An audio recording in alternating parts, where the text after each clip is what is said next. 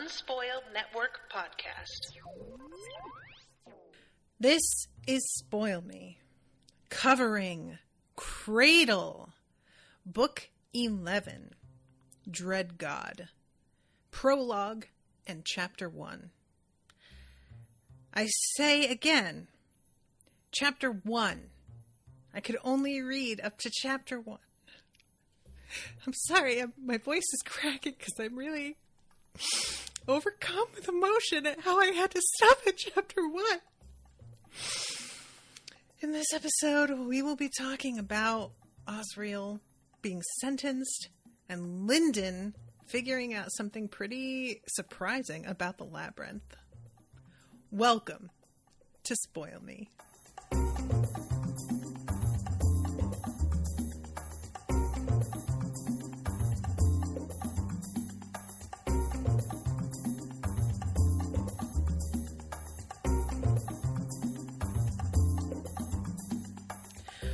Welcome to the show, everyone. I am Natasha. Thank you very much to Andy for commissioning this episode!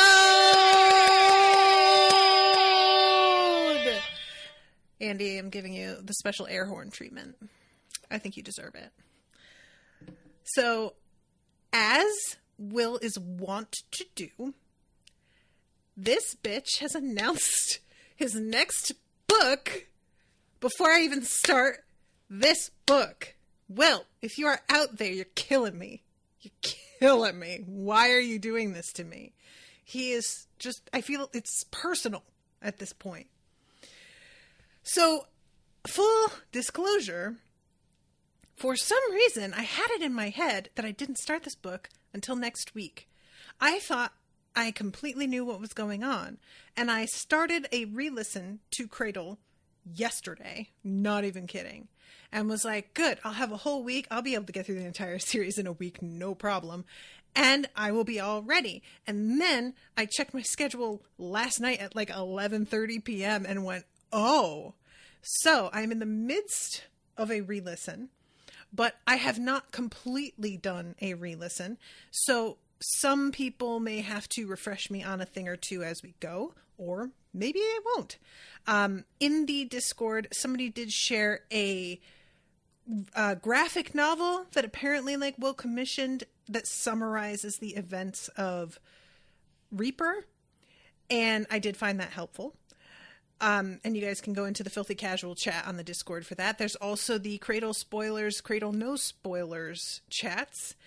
And I have the breakdown of the chapters in there on the Filthy Casual chat. I'll post it into the no spoilers chat also. There will be 12 episodes covering this book. And I really had to exercise some discipline on myself and make sure that I only covered chapter 1. Because if I included 2, it was going to be over 70 pages for the first episode. I almost did it anyway. I did. And I realized that it was just going to hurt too much if I couldn't cover everything adequately. Because I was intending then we'll have an episode just to talk about wrap up. But I was fooling myself. It was not the right call. So I did the responsible thing and I backed it up. So we're only doing 32 pages this time. George says he did come out and say it's not that close to being done, though. Okay. That does make me feel better. I won't lie. But I'm sure it'll still drop, and I'm still going to have to wait because that's just the nature of it. So, I'm so excited to be back in this world. My husband has already listened to this book. He was rubbing it in my face the entire time he was listening and told me that it was really good, several times, and I finally had to tell him to fucking can it because I didn't want to hear it anymore. And Elliot says Will is a liar. He is a little bit. That's what I like about him. But I am just so psyched to be getting into it. And I am at the point in my reread where he has just finished his vision with Suriel being shown all of the different, the monarchs and whatnot. And it is wild to me how rich a reread is of this series. And some of you know that I have been talking about covering this with Rashawn eventually, even though I covered it for Spoil Me, because I just like it that much. And if we do it, Rashawn and I covered Harry Potter, many moons ago, and we eventually got to the end and somebody suggested a reread. I thought she would not be on board, but she was. So we did a reread of the entire series. And I am hoping I can convince her to do that again, because doing a reread with her would be very fun. So, all that to say, I'm very happy to be back. Thank you again, Andy, for commissioning this. This series, I swear. So, okay. Let's start off at the very beginning. Iteration 001, Sanctum. Even for judges, it was impossible to travel directly into the Hall of Judgment. For security reasons, Suriel had to escort Osriel back to Sanctum's only entrance from the way before they could travel to the hall. The central planet of Sanctum was so covered by one city that every landmass shimmered silver and gold from orbit. This fascinated me because I don't remember what we've been what about Sanctum has been described, but I guess it's an entire solar system. And this whole central planet is kind of the capital. So they drop down these 8 judges, and of course Osriel. And as they are dropping down, Suriel is getting a distinct impression of relief from the populace, because they have been very aware that there aren't the Abaddon protectors that they usually have. Those that are on the planet are recovering from, probably like literal and psychic wounds from the battle. And so the population on the surface is much lower than it usually is. And they are not at full capacity. And everybody seems pretty aware of that. So they all seem very relieved for these guys to return. And then they realize that they have Osriel. And apparently everyone here is aware of the deal with Osriel, which I wasn't aware would be the case. So he's got the anger of a lot of people directed at him, which I have to assume is a bad thing. But this, the Hall of Judgment is a shining tower on an artificial hill. In most worlds, it would be large enough to hold a city itself. No one down there dared to push into the hall borders, but Suriel could feel their fear like a stench behind the air. So, Osriel has had his mouth sealed shut. And honestly, I can't imagine a more frustrating situation for Ethan. I'm going to keep calling him Ethan. I know he's Osriel. And when I say I'm going to keep calling him Ethan, I don't mean on purpose. I would like to start calling him Osriel. But I am going to have a really hard time transitioning from Ethan to Osriel. I just want you guys to be aware and prepared for that. I'm going to do my best, but it's going to happen. And there are also times in this scene where Ethan is clearly the one we're seeing. And then there's Osriel that we're seeing.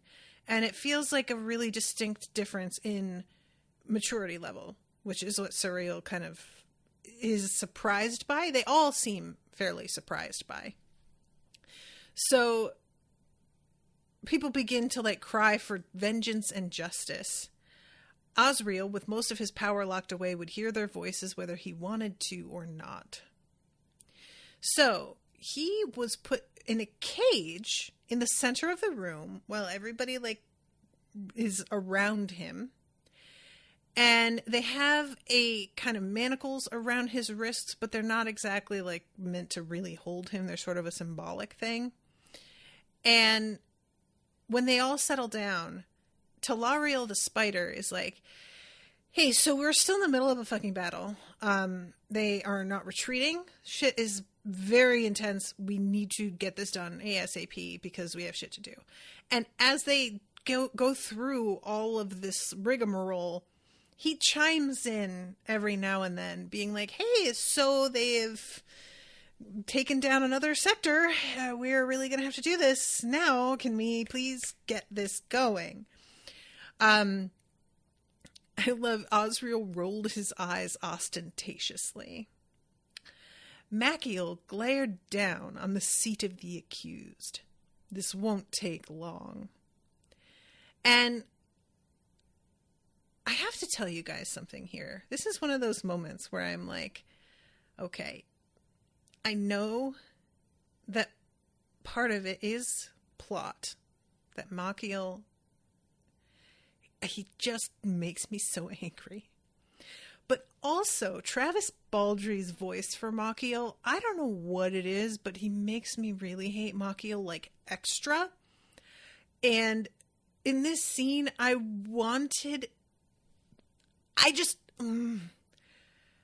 thing that's so frustrating for me is that the anger that they all feel toward Osriel is understandable.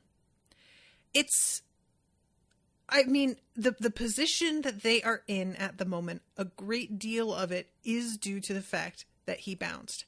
So I get it to a point, but as Osriel points out, I have been trying to tell you all that I was going to do this for a minute, and nobody wanted to hear me because it was working. And so you just decided to put it all on me.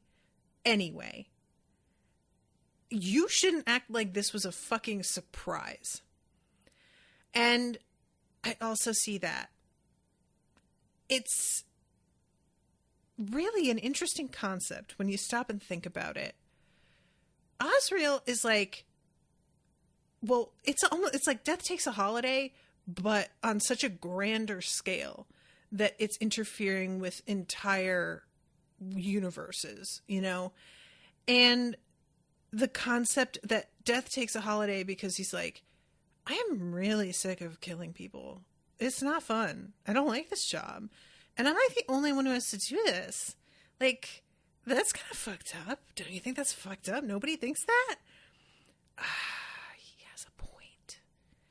That's a shitty job. And like, what Machiel says here is basically, we're going to take away everything that makes him Abaddon and turn him into just a living weapon, which is so incredibly fucked up.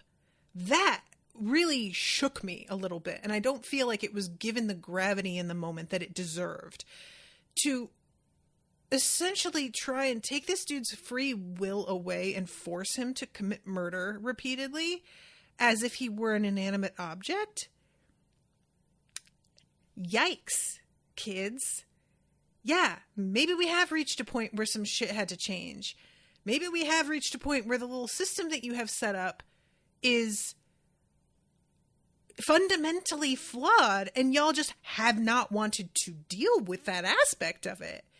Which, honestly, sucks to be you. Figure it out. But it sucks to be everybody. That's the problem. It sucks to be them, yes, but it's other worlds that are suffering also. But they're trying to act like this is all his responsibility, and it isn't, and it didn't have to be this way. So I just have a lot of feelings about it, and it's very frustrating because I get where their anger is coming from, and I don't have an answer.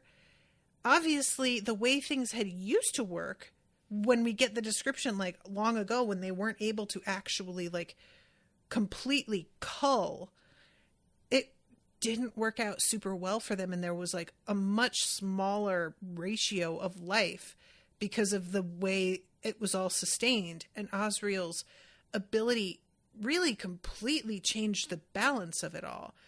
And it seemed like a positive thing because, oh, well, if he can do that and like prune these things, then we can sustain more life in more iterations. Sounds like a good thing. But there obviously is a massive price to that he has been warning you guys about. And if you have centered all of what you do around one being, who is the only one who's able to pull this off, that's your problem. You know? So I just, again, though, I get why they're like, I don't have an answer. So let's get back to this. I'm sorry, I'm going all over the place. Zachariel is like, put him in Haven and we can talk to him later. And Gadriel says, he designed half the defenses, so I'm not sure that we can, like, just do that. And I love Osriel wiggling his eyebrows. This motherfucker, honestly, it's so, like, you depended on him for everything, you guys. Like, this is what you fucking get. I can't be that, like, sympathetic. I can be up to a point. But it really does reach you knew he was missing, too. And that you were eventually going to have to hold him accountable, but nobody, like, did any updates to Haven's defenses. So, again, maybe lack of manpower, but also y'all are not trying to think ahead, I guess. So the wolf snarled at him, her fiery hair blazing up with her anger. And she is snarling at Gadriel because he starts, like, spinning some symbols, a seal no doubt intended to inflict further pain on Osriel. And the wolf says, control yourself. Every second counts, so remove his gag and let's hear what he has to say. And they vote on it, and they take his gag off. Osriel let out a breath of relief. Woo! Thank you, Gadriel. You know, I never asked you, but now I have the chance. How do you care for your horns? Do you polish them? I have to assume you wash them. Come to think of it, I never looked into why your people have horns in the first place. Was it a defensive adaptation, or... The back of Gadriel's hand, covered in his gauntlet, cracked against Osriel's chin. Some kind of genetic mutation? I just can't with this guy. This is what I'm saying. Sealing his mouth is the only way that you can punish him. Honestly, it would work on me also. I can do an entire podcast for an hour alone. 3 times in a row. I like to talk. It's my favorite. If you did this to me, I would not know what to do. It would be agony. So, Gadriel, how dare you speak to me? I was here. And Machiel has to step in and be like, that's enough, even though he could have done this long before this man punched him in the face. And then he does the, wait, were you trying to hurt me? You, of all people, should know something of that level could never hurt the Titan. I was up for the mantle of Titan, you remember, right? I was your predecessor's first choice. That was true for, I think 5 of you, actually. Oh my god! Oh my god! Oh, the smugness. I'm drinking it. There is a smugness that I don't like, and that is the smugness of somebody who is on the opposing team. And then there is the smugness of somebody whose side I'm on who has earned the right to be smug like that. And it's fucking elixir to me. Give it. Oh, I love it so much. This is just everything. Suriel tells him to stop. And he does, because she asked him. But I really wished that she hadn't. Suriel is the most level-headed out of everybody here, and she is the one that seemed to, like, understand his position. I just want Ethan to, like, rub it in their faces just a little longer. Just a drop. That's all I'm saying.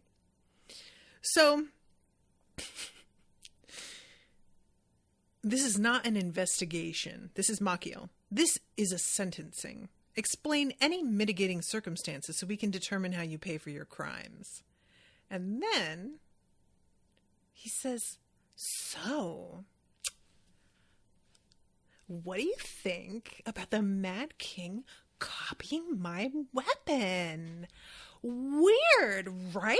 I don't know how he did it. It's almost like somebody made a copy and then they just left it where it could be fucking stolen. Wild. I know that can't be what happened, but it sure feels like that's what happened. And Suriel is like, motherfucker. Oh, this motherfucker. And Machio just keeps his face totally clear. Yes, I developed the weapon. Circumstances you engineered forced my hand. I kept all the prototypes and components under the strictest guard, which was nonetheless breached by the angler due to a shortage of manpower you caused. Was it? I feel like when we were in the angler's POV, it was not like she got in because of a shortage of manpower. It was because she's really fucking good. Now, I could go back and reread that scene, and I will. And I may be wrong. And if I am wrong, still, fuck yourself, Machio. But maybe I'm wrong. It just really feels like he is trying to spin absolutely everything. And honestly, I think he believes what he's even saying. I think that he genuinely blames Azrael for everything. And I don't think that it's just trying to save face. Doesn't make it any less despicable because he is so in his head, but there is a part of me that if somebody really believes something, it's harder for me to be quite as mad.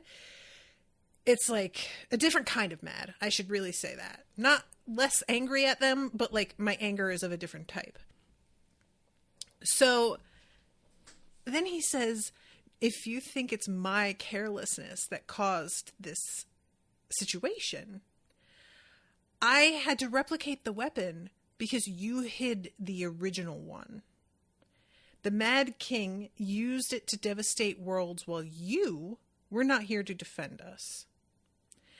Azrael's smile was blinding white, like he'd won the argument.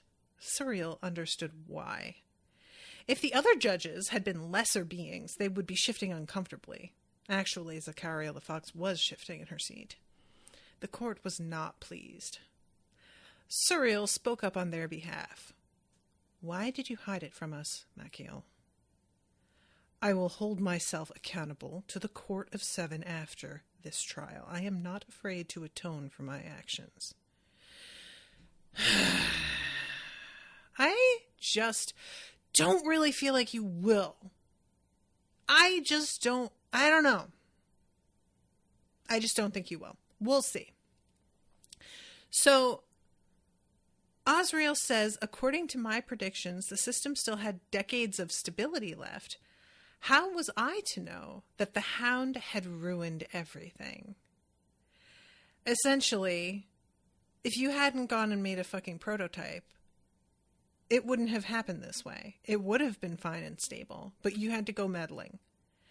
And then Machio shows him all of these dead planets.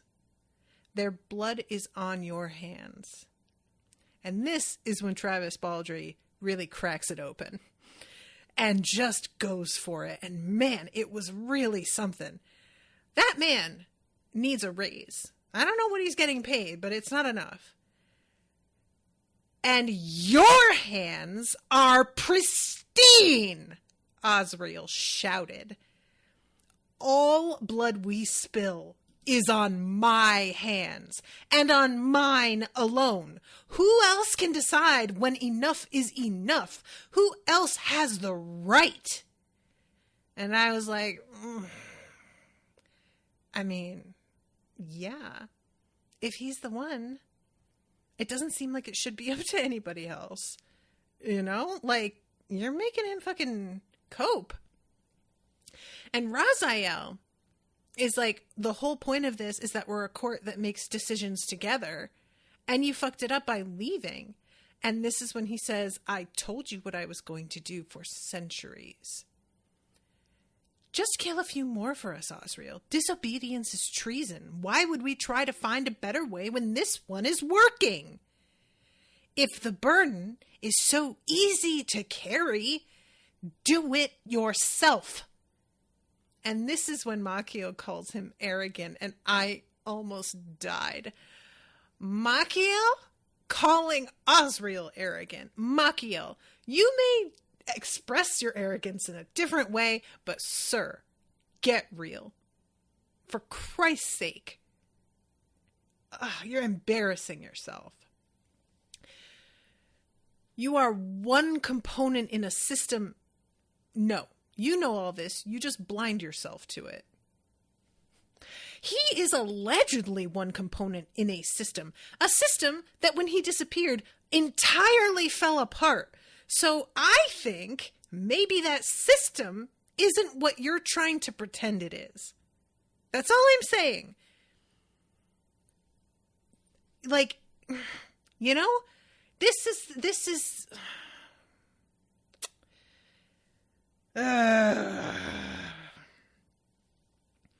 a coward who hid while all existence fell apart. A crack echoed through the hall of judgment. Fissures spiraled through the cage surrounding the seat of the accused. Reality warped, and Suriel's presence squealed warnings as the air darkened around the Reaper of Worlds. There is one person here who attempted to solve this problem. I even tried to do it within your rules. I looked for any solution, any at all, that didn't start with burning your world to the ground. I have but one regret. I was too weak to spill just a little more blood. I should have butchered you all. And I was like, what? Oh, this shit just turned a corner, my friend. Damn. He went for it. I mean, does anybody see parallels here with not a 1-to-1 ratio, obviously. But rereading the first book, Lyndon basically was in a situation where they wouldn't even give him a path because he was unsold. They wouldn't even let him practice the sacred arts at all. And punished him for the fact that he couldn't practice the sacred arts. And he couldn't break out and get better until he left. Because the whole way the system was set up was a self-fulfilling perpetual machine of oppression and failure for him that they enforced. And that sounds like weirdly like Osriel's situation, where he is like trying, and it's an inverse thing because Osriel has so much power while Lyndon didn't have any. So it's like a very dramatic difference in that sense, but it's still being stuck, surrounded by people who are punishing you for trying to find an alternate way of doing things, even though it's very clear that an alternative is like necessary because what they're attempting right now isn't working. And it's just incredibly frustrating because I think all of us know what this is like, to be stuck inside of a system that it's like it wants you to fail, but then it punishes you for failing by perpetuating the thing that caused your failure, right? This is like, you guys know I'm always going to bring up capitalism, and I'm just saying right from the gate. I had somebody leaving some comments on like the YouTube channel where I like post this, and he was just like, if you're not succeeding in capitalism, it's because you're not working hard enough. And I'm just like, oh my God, you just are so dumb. But that is the way that it works. It is meant to keep, there's this whole like myth about how you're supposed to be able to use the system to like grow and flourish despite where you begin. But the truth of the system as it stands today is that it is meant to keep you in place. And the people who flourish despite it are exceptions that are they are notable because of the fact that they succeeded despite odds that crush the vast majority of the population. And it's agonizing because these systems that we're functioning within don't have to be this way. There are ways that we could work together and make it not like that. And we just don't. We just don't, because people who have power are profiting quite well off of things as they are. And that's kind of what Osriel is saying here, is like, you had no motivation to change anything, because I just kept saying, I can't keep doing this. And y'all were like, well, but you have to, though. And that was it. That was like the end of the sentence was, you have to, or else it's treason. And so what? I'm just trapped forever like a slave? And that's what you thought was fair and right and a way to run things? I mean, you know? So this is when Suriel steps in and she uses her authority to undo what he has done. And he slumps and he gives her this little smile. It's like apologetic, and says, excuse me, you'd think I could control my temper better at my age.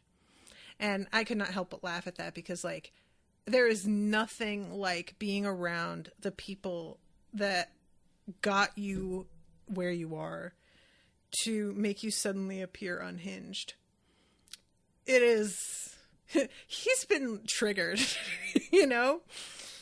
And Machiel says, now you all see what I have seen. He is a deranged child, gifted with power, and his talents make him think he is the most important being in all creation. Bitch, what are you talking about? What? Are you kidding me? He is a deranged child gifted with power. No, he has been forced to murder billions and trillions of people, and he is upset about it. What a fucking thought. Like, it just, what are you talking about? He just doesn't even get it. Has your insides died? Like, what is up with you, Machiel? It's just because you have not had to do it, and so you don't get it? Is that it? What is wrong with you? Like, genuinely, there is something wrong with you. And then make him think he's the most important being in all creation. Well, it's so funny you say that, because when he went into hiding, fucking creation began to fall apart. So it's kind of like he's the most important being in all creation, and you made him that way. You put him there. You dodo bird. What the fuck? I'm sorry. This is very loud. I'm sorry. But seriously, what the fuck, though? Like, so this is when he says, I move to relegate him to what he should have always been, a living weapon. And he shrugs and grins and says, can I keep the armor? A white set would clash with my hair. Okay, what? Because I would think a living weapon is so upsetting that it would really do something. Instead, Osriel is just like, okay, why? Like, he's up to something. And Suriel is also looking at him like, there's a look you've got right now. I don't like it. you're up to something. And absolutely. He says something about how I always knew there would be a mess to clean up when he came back. And like, I can't, okay. Here's my thought. And this is like completely out there, but not really. I think maybe he's going to try and like get those prototypes back and give them to Lyndon and co. Maybe just Lyndon, but like it does feel like he's trying to build a group that is capable of doing what he is going to be doing again. And I don't know if that's only Lyndon because of Lyndon's particular, his path. But anyway, and this is when Suriel brings them up.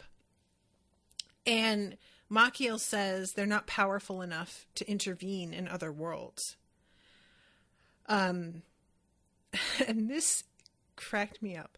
The ghost manipulated the otherworldly strings of power between her fingers, creating a shape that resembled a balloon. We could give a wooden bucket enough power to intervene in worlds, but if it were an executor, it would be corrupted. Happens every time. Durandiel's fingers stopped on her strings for a moment. Corrupted bucket, she muttered. And Suriel suspected the ghost was considering the idea. Why is that so funny? This woman is just like, weird thought. Think I might just say the words again, because that's a weird thing. I kind of love her. So, this is when Telariel says, look, Sector 7's fucked up. We really do need to get this going. And Osriel is like, all right, so we doing this? And Zakariel is really surprised. She must have expected Osriel to include a cutting remark about Machiel or to angle for more freedom. In a short time, compared to their total lifespans, the Reaper had changed. What Suriel knew, but the others didn't understand or didn't recognize, was that this man had been inside him all along. And Gadriel turns and puts these manacles onto his wrists. Your authority to alter and conceal fate is revoked. Your ability to view fate is restricted to that of a 3-star hound. Your sight is restricted to a 6-star spider. You may only access your mantle and scythe with the explicit permission of another judge. You are bound to follow the lawful commands of any other judge. You may not free yourself from these restrictions. Allow yourself to be freed through inaction or flee your lawful duties. And Osriel just takes it. He says something about how, like, the manacles buzzing just feels like bees. And that's it. And Machiel says you'll finally do your job under supervision. And Suriel goes down and obviously is taking custody of him. And Osriel is like, oh, dope. I will definitely take Suriel. I thought it was going to be fucking Machiel. This is way better. And he does the fist press together bow. And she tells him to stop it. And I was like, look, why is it bothering you that he just does that? Earlier, when he's baiting them and talking about how, oh, I almost had your job. They wanted me more than you because I'm actually better than you. And I'm better at you than probably everything. And you should probably remember all the time that I'm better than you at everything. Sure, telling him to stop, that's fine. Here, like, what is this? Why is she so upset about it?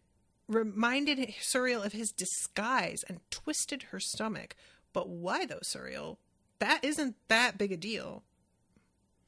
Like, relax. I don't know. I found that kind of, not exactly suspect. That feels like the wrong word, but I don't know. It seemed like, is it just her anger or I don't know. Reinforcements from Sector 8 have been denied entrance into Sector 7. Judge support after the next few minutes will be insufficient. And this is when he says, okay, so where are we going? And then we go to Lyndon. Lyndon is going through Ethan's hut aboard Windfall. And this was a really moving little scene because he's looking for evidence that Ethan planned things to go the way they did. And it's just very relatable, you know, like Ethan, obviously, Lyndon had encountered Surreal. He had encountered monarchs. He had dealt with a lot of people who had much more power than Ethan apparently had. We know now, but, you know, at the time. So, that is not to say that he's the most powerful being that Lyndon has dealt with. But he did have an ability to see a great deal. And he also was somebody that Lyndon was close to and then turned out to be an extremely significant Abaddon, wanting to think that he has more control over the situation than he did is so natural to me. It's just so understandable. You know, like, it's not going to change what happened, but the concept that maybe he saw this coming is just comforting in a weird way. And he's even thinking like maybe Ethan left him something, and there's just really nothing other than a bottle with a handwritten label that read "For Lyndon's hair." I will tell you what, kids, I would not be a bit surprised if it truly were just some kind of like hair cream. But what if it's not? What if it's some crazy shit? Like, what if he puts it in his hair and something bonkers happens? What would that look like? I don't know. I haven't got any suggestions, ideas, theories. Not really. I don't actually think this. But like a part of me does a tiny bit. Just a drop. I don't know. I also found it really surprising that he's got almost nothing in the house. And I don't know if that's just me, but I expected there to be a ton of luxury here. And there is nothing. Apparently he just spent all of his money on clothes, which is fine, sure.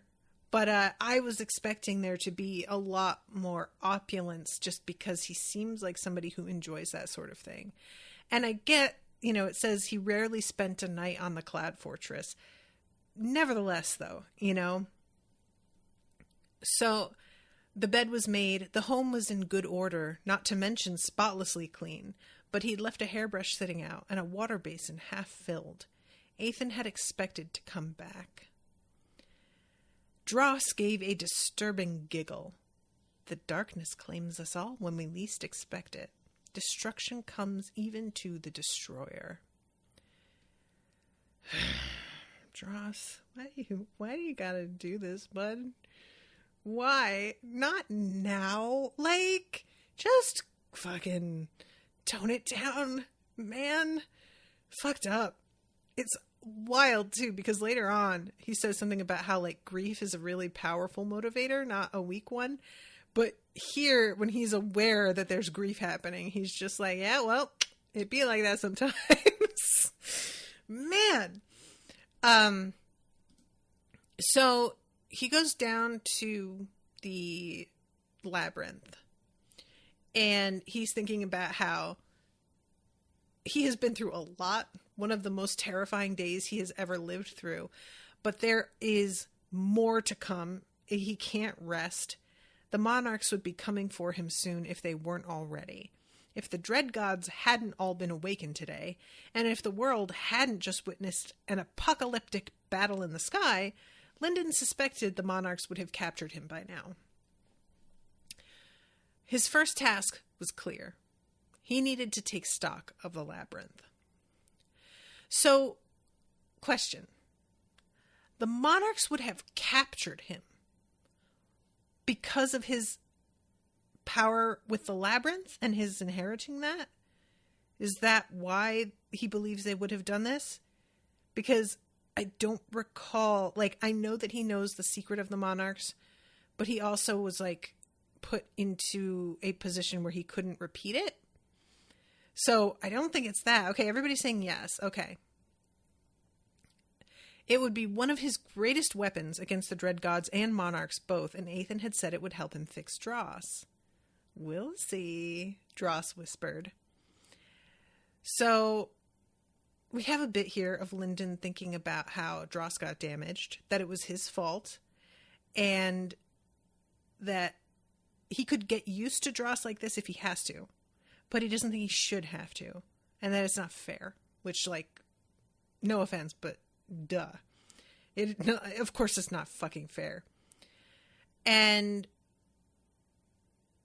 he goes down into the labyrinth and he calls up the ghost, so to speak, of Osriel. And it's wild because Osriel isn't the Ethan that Lyndon knows. He's a younger version who is still... He is arrogant in a really different way. His arrogance feels a lot more contemptuous and a lot less compassionate and kind. There is an arrogance that Ethan always had that felt like he was fully aware that he was light years ahead of everybody else in terms of his ability, but that he was trying to help most of the time. That he was aware of the fact that most people out there are usually trying their best to help. And a sort of respect in that, you know? And this Osriel is just still really sharp-edged. It's honestly a really great representation of youth versus maturity, because I was just thinking yesterday about some shit I pulled when I was like in my early 20s. And guys, it is absolutely wild to me, looking back, how fucking justified I thought a lot of this was.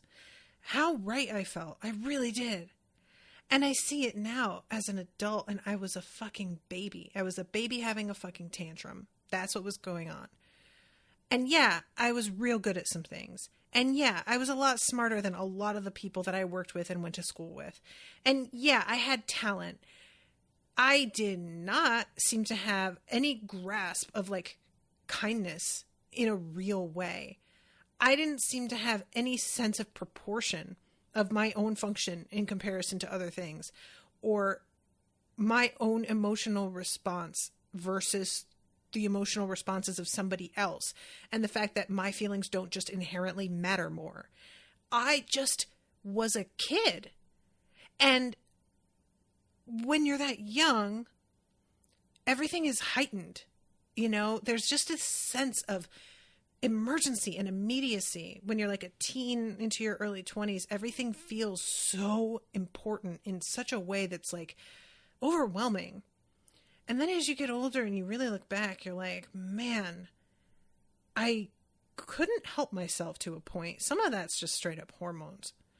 But a lot of it is just a lack of experience and empathy that comes from experience and talking to people and meeting new people who have had very different life experiences and discovering what it was like for them. Just diversifying your perspective. It changes everything, and it creeps up on you, so that one day you look back at actions and you're like, oh God, what a shithead. And Osriel here, again, he's talented, obviously, and some of his swagger is earned, but there's a whole vibe to him of contempt for others.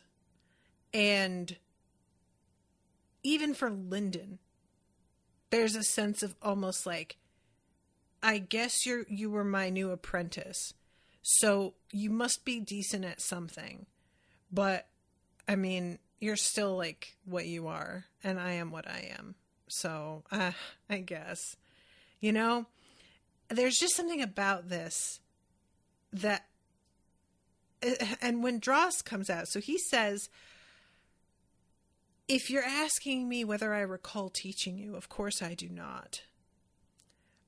I'm more than capable of filling in the blanks with the information I have. If you only summoned me to soothe your grief at losing your mentor, I'm afraid I must disappoint you. Dross popped out, drifting through the shadows of the room and floating around Osmanthus. You must not be acquainted with grief yet, or you would know it is not a weak motivation. Wonderful. I marvel at the path of tragedy ahead of you that shaped you into such an unparalleled killer. The Echo's smug face suddenly turned uncertain, and Lyndon considered that keeping Dross like this might have some benefits after all. Honestly, the path of tragedy ahead. Whoa. Like, loss is a hell of a teacher. And that loss can look like a lot of things. Grief can come from so many areas and directions. But I do think that's part of what has like turned me into who I am, and I thought I had so much kind of figured out, and I had a very black and white idea of the world. And there are so many moments where my bad choice or something blowing up in my face or somebody betraying me or whatever turned me into a person who can see, oh, I get why they did that though, because I did XYZ. Or yeah, I did that because I thought this, but looking at it now, I really see that. And that is not something that you can be taught. You just have to fucking go through it. There's no alternative. It's just, there isn't. So Dross is over here spitting some fucking truths, and I just wish that I wasn't so upset that this doesn't work. So what happens is, Lyndon asks Osmanthus, as he's being called here, for help restoring Dross. And eventually, as Lyndon starts out, he's like, I do not know what you're doing. And then he starts to be like, wait, no, yeah, I do. Oh, wait a second. Yes, I do. And then he's like outpacing the instructions he's being given. And finally, Osmanthus is like, all right, well, damn, not bad. And it's like, did I teach you that? And Lyndon says, Dross helped me learn. Then I look forward to seeing what he can do for you now. His functions are beyond anything normally possible in Cradle. And this will not add more, but the scale of his performance should be even greater. He's quite a bit more efficient. So, Lyndon thinks this will bring him back to who he was. And instead, he gets, if I am taken apart and put back together, am I the same? Do you die when you sleep and another person wakes up with your memories, thinking they are you? And Lyndon thinks this means that it failed. And Osmanthus says, no, he is fixed. He's choosing to present himself like this. He's acting this way because he prefers it. And then says, I don't mind it myself. And Lyndon has to really like hold it down, because he had such hopes that he was going to be getting the friend back that he feels he lost after losing another major friend and mentor. This was something he was grasping onto like a life raft, and it's just not what he wanted.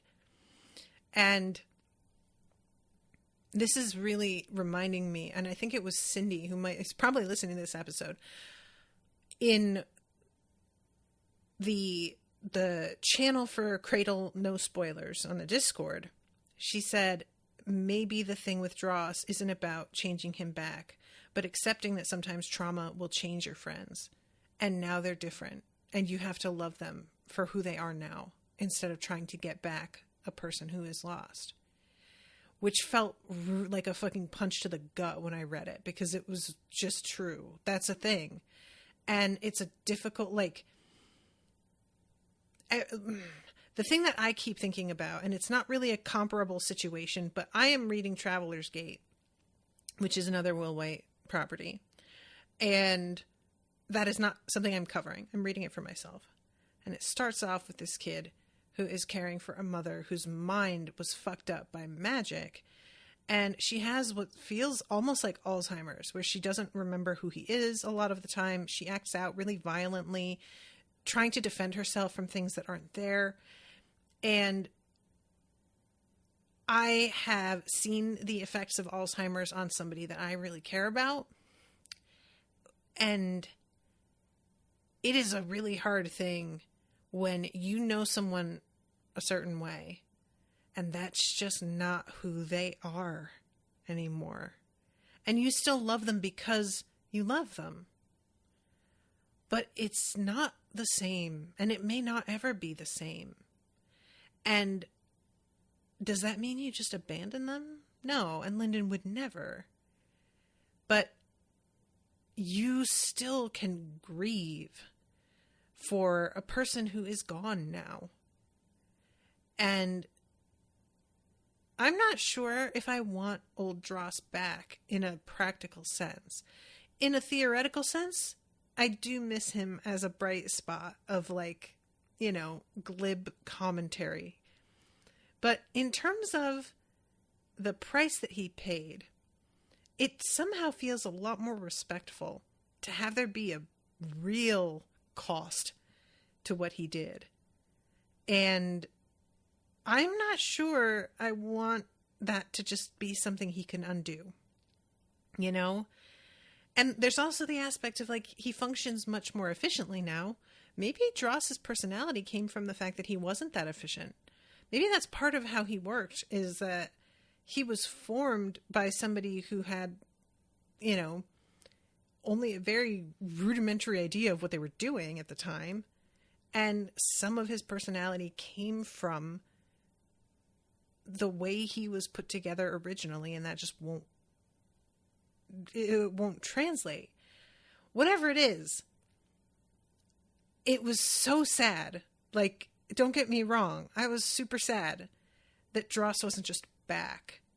But a part of me respected it. And I'm not gonna, like, hold out hope that this is just gonna be a thing we can fix at this point.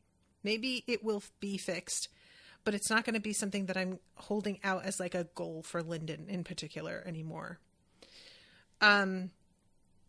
So this is when Lyndon starts asking, like, is there another Soulsmith inheritance you left anywhere? And he's like, not that I know of.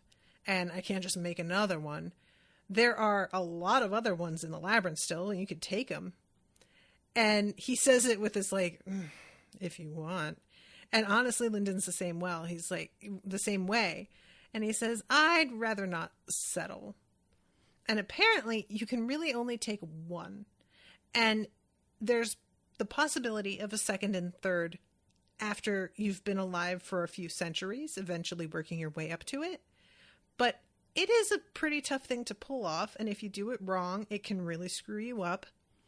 And Lyndon has been sort of hoping that maybe because he has Dross to help him process things, he could do two because of that augmentation, which I don't think is really out of the question. But nevertheless, even if he does think he could maybe do two, he's not going to just pick anything. So Osmanthus says, I'll be your guide to the ancient secrets of the labyrinth. And Lyndon says, is there a central dream tablet or a map I can show Dross? I'd like some kind of inventory list, if such a thing could exist. And he says that there is, and he calls Dross my immaterial friend. You've already been inside the network. It was truly overwhelming how much was in the network. Some pieces were dark even to Lyndon's senses, implying that there were corners he still didn't control, and Dross couldn't inspect every detail of the place. The spirit focused on remembering as much as he could to be sorted and organized later. The more Dross found, the more satisfied Lyndon became, and he felt a childlike excitement. The situation was serious, but he'd cracked open the fattest treasure chest in the world. And honestly, here's some old Lyndon back, and I was happy to see it. He's just like, ooh, points. Yummy. Let's get some. And then Osmanthus is just like, there's probably nothing good down here. I mean, maybe a few things like some penance arrows. And Lyndon's like, what? And he says, they're prototypes, and they might not be easy to get. They weren't supposed to be used. They were supposed to be studied. They're not done. But of course, still, Lyndon is just like, yeah, but I want it though. So he says they won't do nothing, but they're not going to solve your problem.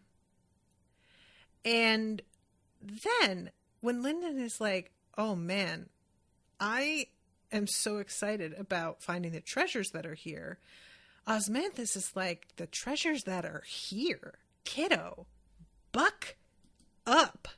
There is a lot more going on. You can get stuff from everywhere that this labyrinth leads to. And Lyndon's like, they're going to have this under surveillance, and they're going to have it sealed. And Osmanthus is like, oh, really? Follow this into rose gold. So Lyndon uses his perception to do it. And he finally gets to this spot. There were buildings above the labyrinth, which Lyndon had expected. These would be structures like the ancestor's tomb, added later to seal and control the exits. Then he sensed the place as the labyrinth butted directly against the new construction, and his eyes went wide. The labyrinth ruins weren't sealed. The buildings above weren't placed at the entrance, but around it, as though no one knew the ruins were connected to something greater below. It's hard to be correct all the time, almost as hard as it is to be so handsome. You may praise me again. This fucking guy. And Lyndon is first like, oh my god, we can take everything from Rhaegon Shen. And then he's like, oh my god, we could take hostages. But he like hates this idea. He really does, which I don't blame him for. And Osmanthus is like, yeah, you could take hostages and you don't have to kill them. You just have to make it pretty convincing that like you would kill them. And there's a part of me that kind of wonders, who would Rhaegon Shen even care about? That taking hostages would do anything? It's unclear. You know, I know like Malice has a certain amount of pride associated with like caring for her own. And I have to assume Rhaegon Shen has the same thing. But there's also a sense to him of just fuck everybody except me. And I don't know how much that spreads to his own people, you know? And then they get interrupted by Emrys Silentborn. Guys, I have been so excited. I have been so excited to meet and learn more about Emrys Silentborn. Her story is fascinating to me. And it's very clear that this bitch figured out what was going on with these monarchs and was trying to like low-key get people to figure it out. And I'm just I'm really hopeful that this means we're going to get a lot more of her soon, because she has been a background player most of the time. And she is sending a message to everybody who is capable of fighting a Dreadgod, essentially. The Silent King is free. I request assistance from anyone capable of reaching Everwood and doing battle with a Dreadgod. The Silent King's body is in hiding, but his drones lay siege to Stargarden, half the reigning lands, and the Dreadnought City. I cannot hold much longer. And I have been fascinated by the Silent King ever since we like saw that little scene with him where everybody in the audience had to be the ones to tell me that he was fucking mind controlling people. I was not getting that. I'm really appreciating you all, by the way, for that. Because I was reading it and it was just like, it seems like everybody is just sort of chill and cool with this. And people were like, because they're brainwashed. And I was like, oh, right. Okay, that makes more sense now. So apparently he's got people like on his behalf, but he isn't out there in his body. Which low-key is like a much smarter move, you know? Make it so that they can't even find you. That it's like, we have to fight this battle, but also we have to track down where he actually is. That's a pain in the ass. Like, that's a really good tactic. And Lyndon says to call Yaren, but she's like already heading here. And as she's coming, we hear more from Emrys, who is basically like, everybody needs to stop being little bitches and put your shit aside and focus on defeating these guys, because all 4 of them have been released. And I know that y'all have your petty shit, but stop it. Stop it and get your head in the game, because we are about to be fucking wiped out. So stop. And I love her. I just do. So he feels Yaren approaching, and he organizes a labyrinth to like bring her to him as quickly as possible, because the rooms move around basically. And Osmanthus says, don't underestimate the tiger. He's the most insidious and he tends to know more than you think. And Lyndon is like, ew, I don't like that. Like, fighting a giant kind of monster thing that's only a little aware of anything and is easy to fool was fucking hard enough. Thank you very much. You're telling me that this thing has like awareness and information and can process shit, and he's like hiding somewhere? This sucks. And I have to agree. And finally, Lyndon's like, well, we should go to Everwood, I guess. And Dross says, yes, give me his sweet, sweet dream, Madra. Ah, Dross. And that is the end of these chapters. So look, I'm over time. And that was only like 35 pages. So I guess I was right to break it up where I did. Go me. But also I'm very, very resentful. There is so much chatter. I'm so sorry, guys, that I wasn't able to keep up with the chat over here. B. Moore says, Osmanthus, Osriel, and Aethan are pretty significant personality divisions. Yeah, definitely. Be more all glory to the Hypno Tiger. Yeah, that is basically it, isn't it? You guys, I'm so excited to be back in this world. Oh, I'm so excited. And then I'm going to have to wait for the next one, and you guys are all going to read without me, and it's going to kill me again. My life is so hard. I hope you guys realize. All right. I want to wrap up, but thank you again very much to Andrew for commissioning this. Appreciate you a lot. And until Friday, toodaloo, motherfuckers.